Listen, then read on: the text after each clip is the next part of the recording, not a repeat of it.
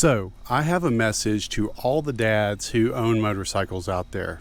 Stay tuned.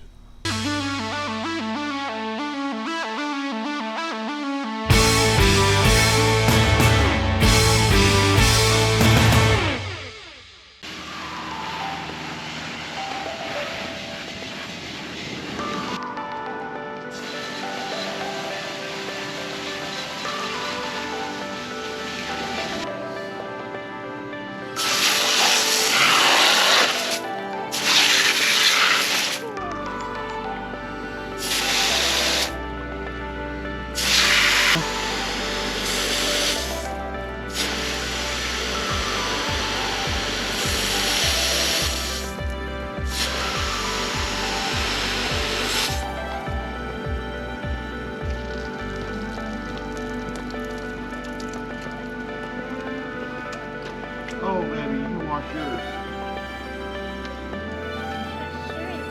Yeah, okay.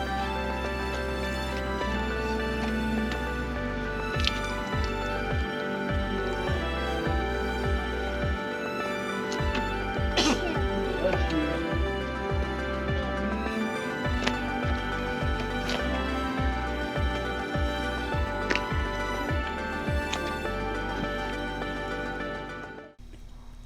So, the reasoning for this video came about because I was browsing the internet, as I often do, and I am a part of a group on social media of dads. There's a group, Facebook group, they post about things, just dad advice, whatever. There was a post from a guy who he basically was saying that he had ridden motorcycles all of his life, that this is something he enjoyed doing, and his old lady was pushing him to leave the hobby or leave the lifestyle or whatever you want to call it, because he was worried, or I'm sorry, she was worried that something would happen to him and that he would leave them behind, and he was the sole breadwinner and was I guess because of that he was feeling pressured to leave, and he had felt some kind of guilt as well to sell his bike and just get away from two wheels. And so I'm not going to go into the exact specifics of what everyone said and what everyone replied, but there was a few people on there that said, yeah, you know, I felt the same way. I have small children, and the risk was just too great, and I felt selfish for wanting to be on two wheels. Before I kind of give my response to all that, I want to tell all of y'all a little bit of a story. So, my dad, he was a farmer, and it was something that I had grown up around. It's something that I was doing from a young age. It was farming, and farming in and of itself is an inherently dangerous activity. It's a dangerous activity. I personally know people who have died, and I personally know people who have been severely injured because of a direct result of a farming accident. My uncle died because he died in a farming accident. He had a manual stick shift truck, and he had turned it off and thought it was in gear to where it wouldn't go anywhere, and it ended up rolling on him and running him over and killing him. My former boss, he was a farmer in addition to his day job, and he got sucked into a hay baler and was very close to losing his life in a farming accident. He got severely mangled from it, and his hand and arm and all that was broken up in several places, and it liked to have killed him. But despite the risks associated with farming, you know, I chose to take on that endeavor. I myself was injured several times in farming accidents. Despite all of that, I still took it on, and I only left farming because I moved to the city and took a job that required me to move away from the farm.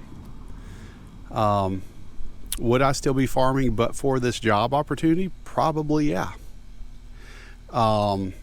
But all of that to say that these people that got injured, that I personally know that got injured, despite the risks, they went back to farming because that's what they do. They love farming. They love that occupation. And it is, even though there's inherent risks and dangers and all of that stuff, they still participate. And I that kind of brings me back to the original question, motorcycle riding. This all comes back around to the message to dads. So if you're a dad who owns a motorcycle, you know that there are inherent risks in riding. Your children are watching you. So yeah, you could quit something and, decide that I just want to do this because of the inherent risks or the family or whatever I want to do. And you can do that. And there's no shame in that. But it's okay to ride motorcycles.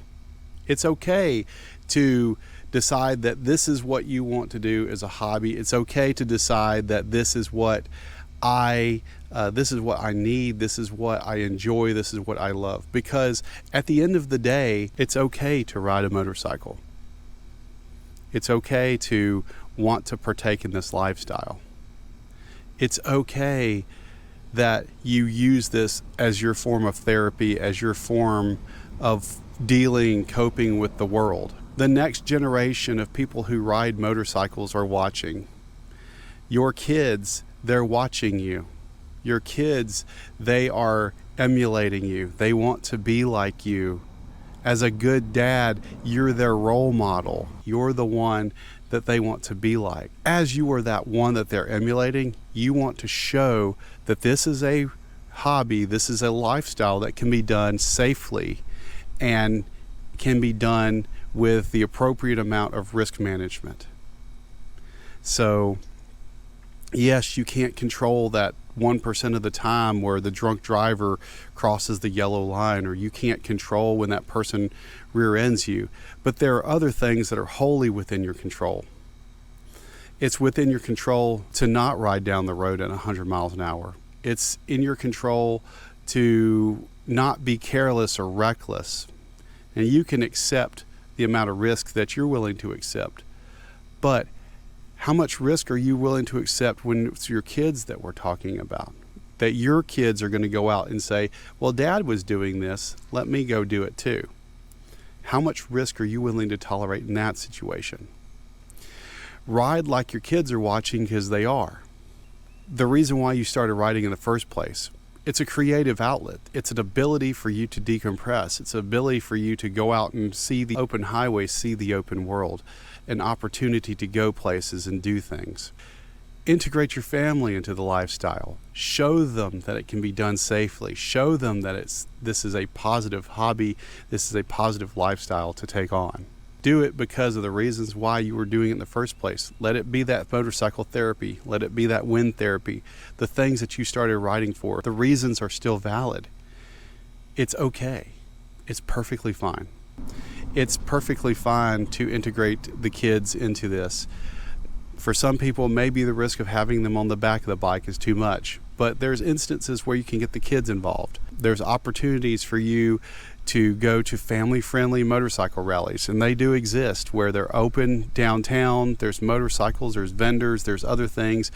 It's a street party, basically. Show your family, show your kids the overall motorcycle community. Show them that this is a hobby, again, that can be done safely, that can be done responsibly. I'm not saying don't ride. I'm not saying you can't, do these things, or you can't take on an excessive amount of risk, or you can't pop wheelies at 100 miles an hour. I'm not going out there and saying any of that.